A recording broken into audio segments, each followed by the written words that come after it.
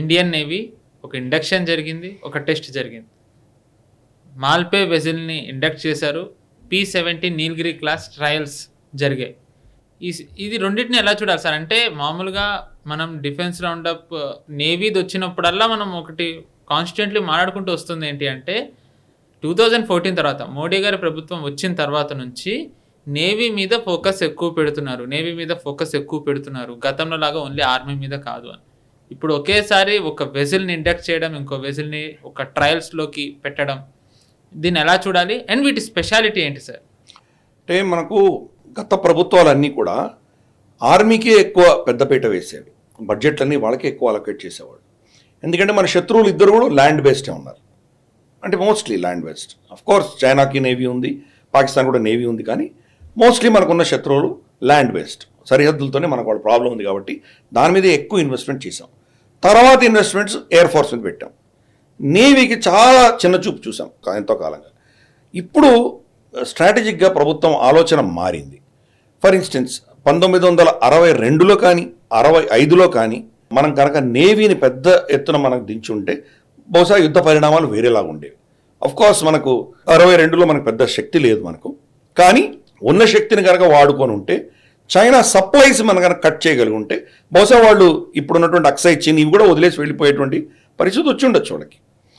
వాళ్ళకు కూడా అర్థం చేసుకున్నారు, సప్లై లైన్స్ మనకు కట్ అయితే మనం ఇబ్బంది పడతాము, వెనకాల మనకు చాలా దూరం నుంచి సప్లైస్ రావాలి అని తెలుసుకునే వాళ్ళు అరుణాచల్ ప్రదేశ్ కూడా వెనక్కి వెళ్ళిపోయారు. వాళ్ళు తవాంగ్ నుంచి కూడా, తవాంగ్ వాళ్ళు క్లెయిమ్ చేసినా వెళ్ళి బొంబ్లా పాస్ కంటే దాటి ఎందుకు వెళ్ళారంటే వాళ్ళకి అర్థమైంది ఈ పరిస్థితుల్లో మనం ఇక్కడ ఎక్కువ కాలం ఉంటే మనకే ఇబ్బంది ఉంటుందని వాళ్ళకి తెలిసిపోయింది. అందుకని వెళ్ళిపోయారు వాళ్ళు. ఆ సప్లై చైన్ లాజిస్టిక్స్ అన్నింటినీ కూడా కంట్రోల్ చేయగలిగింది నేవీ.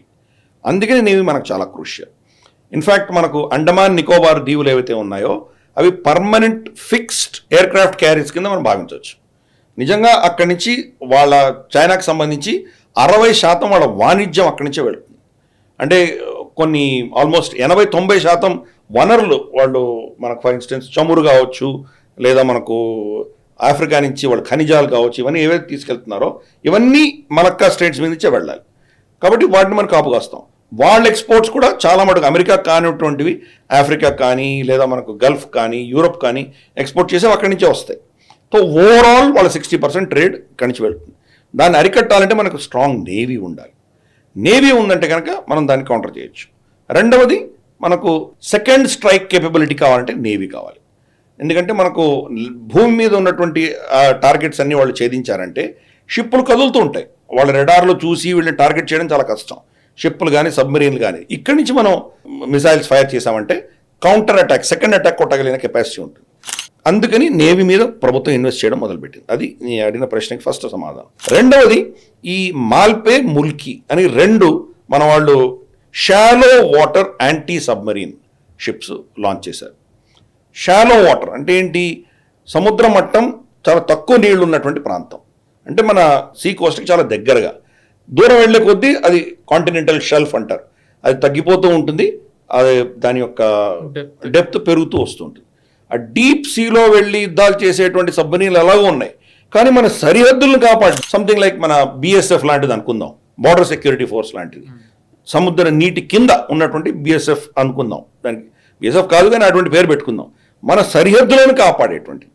అక్కడ వీళ్ళు వచ్చారంటే మనం ఏం చేయాలి? మనకు ఆల్రెడీ 1971 71 యుద్ధంలో విశాఖపట్నం దగ్గర దాకా వాళ్ళ INS ఘాజీ వచ్చిన విషయం మనకు తెలుసు. అది లోపల బాయిలర్ పేలి పడిపోయిందా, లేకపోతే మన వాళ్ళు మిసైల్ ఫైర్ చేశారా, ఇవన్నీ చర్చనీయాంశాలు. మనకు తెలియదు, దాని సత్యాసత్యాలు మనకు తెలియదు. మనమేమో మనమే షూట్ చేసామని మనం చెప్తున్నాం మనం. కానీ అటువంటి పరిస్థితి వచ్చినప్పుడు, మన దగ్గర దాకా వచ్చినప్పుడు వాళ్ళు ఎలా కౌంటర్ చేయాలి? మనకు ఉన్నటువంటి సబ్మరీన్స్ అవి డిఫెన్సివ్ పోస్చర్ కదా, ఆఫెన్సివ్ పోస్చర్. సముద్రంలో చాలా దూరంగా వెళ్తాయి, అక్కడ వెళ్ళి అక్కడంతా వాళ్ళు ఎక్కడో స్థావరాలు పెట్టుకుంటారు, ఎక్కడో వాళ్ళు ఉంటారు కాసేపు, మళ్ళీ నీళ్ళు వచ్చినప్పుడు ఆక్సిజన్ కావాల్సినప్పుడు పైకి వస్తారు, సర్వీసింగ్ చేసుకుని మళ్ళీ వెళ్ళిపోతాయి. కానీ మన కోస్ట్, మన సరిహద్దుల్ని కాపాడడానికి మనకు కావాలి కదా, వాటికి సంబంధించి ఇటువంటివి మనకు INS మాల్పేను, ఆయన తర్వాత ముల్కీ, మాల్పే ముల్కీ, ఈ పేర్లన్నీ కూడా మన సరిహద్దులో ఉన్నటువంటి కొన్ని ఓడ రేవులు, మన సీ పోర్ట్స్ ఉంటాయో వాటి పేరు మీద పెడతారు. ఈ పేర్లన్నీ నేవీలో అలాంటి కల్చర్ ఉంది వాళ్ళది, అది పెడతారు వాళ్ళు. కాబట్టి ఈ రెండు కూడా మనకు షాలో వాటర్స్లో వెళ్ళగలిగినటువంటి 25 knots స్పీడ్లో వెళ్తాయి అవి. అంటే ఆ ప్రాంతంలో తొందరగా క్విక్ రియాక్షన్ వెళ్ళి వీళ్ళు ఏమైనా అటాక్ చేయాలంటే అది సముద్రం కింద వెళ్తాయి అవి. కాబట్టి వాటి యొక్క కేపబిలిటీ అది. ఈ యొక్క కోస్టల్ దీన్ని రక్షించడానికి కోసం వాడుతున్నాం అది. దాని డిస్టెన్స్ రమారమి 1800 కిలోమీటర్లు వెళ్ళగలవి, అంత దాని రేంజ్ ఉంటుంది. అంటే మన కోస్ట్ చాలా పెద్ద కోస్ట్. మనకు బెంగాల్ నుంచి తీసుకుంటే కనుక మనం లిటరల్గా గుజరాత్ వరకు చాలా పెద్ద కోస్ట్ లైన్లో ఉన్నాం మనం. ఈ కోస్ట్ లైన్ అంతా కూడా సర్వీస్ చేయాలంటే మనకు చాలా కావాలి, వాటిని ఇండక్ట్ చేసుకుంటున్నాం. ఇది డిఫెన్సివ్ ఎక్విప్మెంట్. మిగతా సబ్మెరీన్స్ మనకు కన్వెన్షనల్ సబ్మెరీన్స్ కానీ, కళావరి క్లాస్ కానీ, లేదా మనకు ఎస్ఎస్బిఎన్స్ కానీ, ఎస్ఎస్ఎన్స్ కానీ, ఇవన్నీ మోర్ ఆఫ్ ఫోర్స్ ప్రొజెక్షన్, యుద్ధం చేయడానికి పనికి వచ్చేటువంటివి. సో ఈ 2 క్లాసులు అనమాట. అందుకని దీని మీద ఫోకస్ పెట్టడం అనేది చాలా గొప్ప విషయం. దీని ఇంకోటి ఏంటంటే మన కొచ్చిన్ షిప్ యార్డ్ తయారు చేస్తాం. కొచ్చిన్ షిప్ యార్డ్కి చాలా కేపబిలిటీస్ వచ్చాయి. గతంలో మనకు యుద్ధ నౌకలు తయారు చేసే ఒక ముంబైలో మెజగన్ డాక్స్ను, తర్వాత కోల్కతాలో GRESC, ఈ 2 తప్పితే ఇంకేం ఉండేవి కాదు మన దగ్గర. అవి బ్రిటిష్ వాళ్ళు పెట్టిపోయినటువంటి సంస్థలు, అవి తప్పితే ఇంకేం ఉండేవి కాదు. ఈరోజు కొచ్చిన్ షిప్ యార్డ్ చాలా అద్భుతమైనటువంటి కెపాసిటీ మనం చూస్తున్నాం వాళ్ళ దగ్గర. కొచ్చిన్ షిప్ యార్డ్లో ఇప్పుడు INS విక్రాంత్ కూడా వాళ్ళు తయారు చేయడం మనం చూసాం. మనం లేటెస్ట్ ఏదైతే IAC అంటారు, ఇండిజినస్ ఎయిర్క్రాఫ్ట్ క్యారియర్, అది కూడా తయారు చేశారు వాళ్ళు. సో దాంతో కొచ్చిన్ షిప్ యార్డ్ యొక్క కెపాసిటీ విపరీతంగా పెరిగింది. అలాగే మనకు ఇతరత్ర ఇంకా దానికి కొన్ని వస్తున్నాయి. విశాఖపట్నంలో కూడా కడుతున్నారు. అలాగే మనకు సబ్మెరీన్ మ్యానుఫ్యాక్చరింగ్ కొంత ప్రస్తుతానికి మెజగన్ డాక్స్లో ఉన్నా కానీ కూడా, మెజగన్ డాక్స్ GRSC 2 తీసుకున్నా కానీ కూడా మిగతా ప్రత్యామ్నాయాలు కూడా వస్తున్నాయి. ప్రైవేట్ ప్లేయర్స్ని రమ్మని అంటున్నారు. సో ప్రభుత్వం ఫోకస్ అంతా కూడా కంప్లీట్గా ఈ యొక్క నేవీ మీద ఎక్కువ పెడుతున్నారు. ఎందుకంటే సముద్రాలను ఎవరు శాసిస్తారో ప్రపంచాన్ని వాళ్ళు శాసిస్తారు అని ఒక సామెత ఉంది. దాని మీద ఫోకస్ పెడుతున్నారు. అందుకోసం అని చెప్పి చాలా క్రూషియల్. అలాగే P-17 నీలగిరి అన్నది మనది ఒక స్టెల్త్ ఫ్రిగేట్ అందాం మనం, ఫ్రిగేట్ లాంటిది అది. 17B అని చెప్పేసి ఒక ప్రాజెక్ట్, దాని యొక్క ప్రాజెక్ట్లో భాగంగా దీన్ని తయారు చేయడం జరిగింది.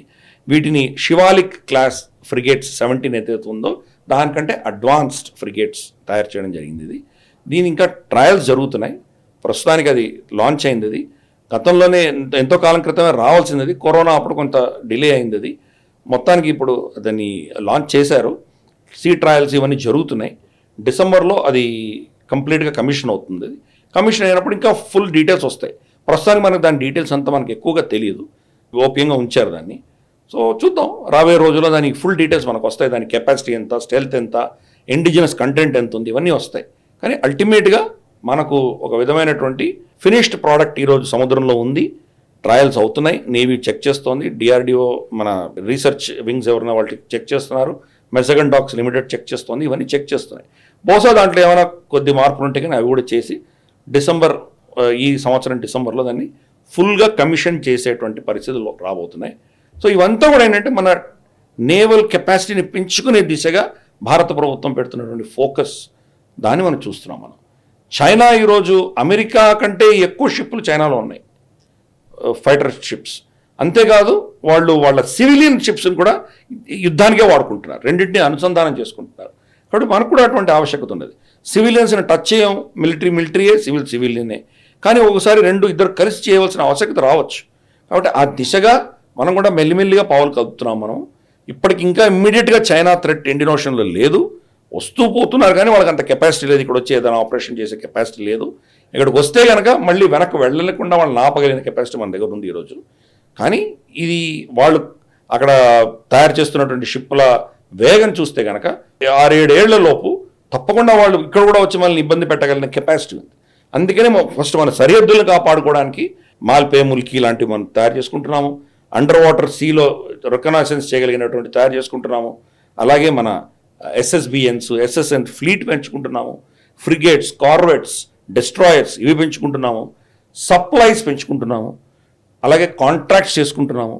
ఫర్ ఇన్స్టెన్స్ మనకు కొంత దూరం వెళ్ళినప్పుడు మనకు సడన్గా ఫ్యూయల్ కావాల్సి వస్తుంది.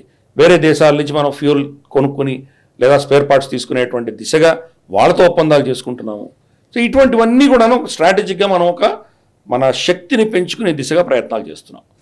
రేపటి రోజు చైనాతోటి మేజర్ యుద్ధం వస్తే, అంటే భారతదేశానికి కావచ్చు, తైవాన్, ఫిలిప్పైన్స్ కావచ్చు, క్వాడ్ కూటమి లాంటి వాళ్ళు కనుక చైనాని దెబ్బతీయాలి అని అనుకుంటే అప్పుడు క్వాడ్ దేశాలు కావచ్చు, లేదా అమెరికా, భారతదేశం, ఇంకా లేదా యూరోపియన్ నుంచి UK, ఫ్రాన్స్ లాంటి దేశాలు 3-4 కలిసి చైనాని కంప్లీట్గా మలక్కా స్ట్రైట్స్ నుంచి వెళ్లకుండా ఆపగలిగినటువంటి క్షమత పెంచుకుంటున్నాం మనం కూడా.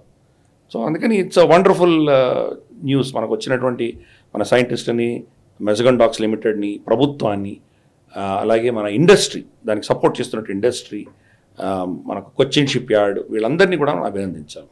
ఈ వీడియో మీకు నచ్చినట్టయితే లైక్ చేయండి, 10 మందికి షేర్ చేయండి. అలాగే కామెంట్ల రూపంలో మీ అభిప్రాయాలను మాతో పంచుకోండి. Nationalist hub group of channels ను సబ్స్క్రైబ్ చేసుకుని తెలుగునాట జాతీయవాద జర్నలిజాన్ని ప్రోత్సహించండి. ఈ వీడియో కింద ఉన్న బెల్ ఐకాన్ పై క్లిక్ చేయడం మర్చిపోవద్దు.